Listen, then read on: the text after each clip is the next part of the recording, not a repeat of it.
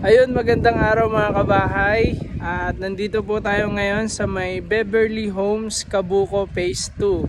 And as you can see, ayan po yung ating gate. So ayan po yung ating gate, ayan yung ating security.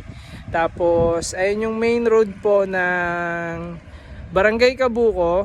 At magmula po dyan sa main road ng Barangay Cabuco ay 1 kilometer lang pag lumabas kayo ng highway. So kung dito kayo nakatira ay pag morning pwede nyo po lakarin yan palabas ng highway.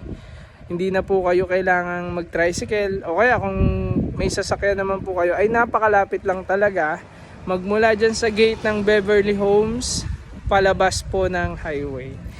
At ito po yung ating yung area dito.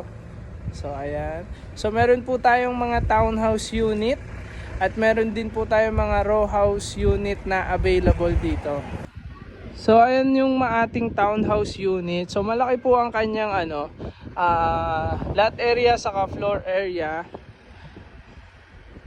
So ayan po. So meron na rin pong mga nakatira dito, mga naka-move in na po dito sa kanilang mga unit dito sa may Beverly Homes.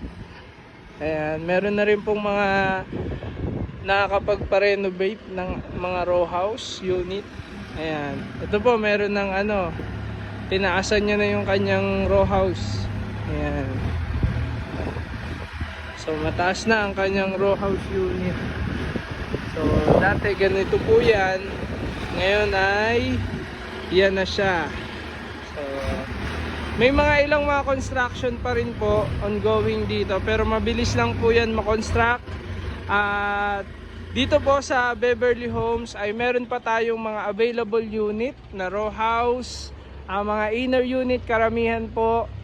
Tapos meron din tayong mga corner unit ng townhouse at meron din po tayong inner unit ng townhouse. So ayan, kapag interested po kayo dito sa may Beverly Homes, Cabuco, so inquire lang po kayo, message lang po kayo sa aming page para ma-assist po namin kayo.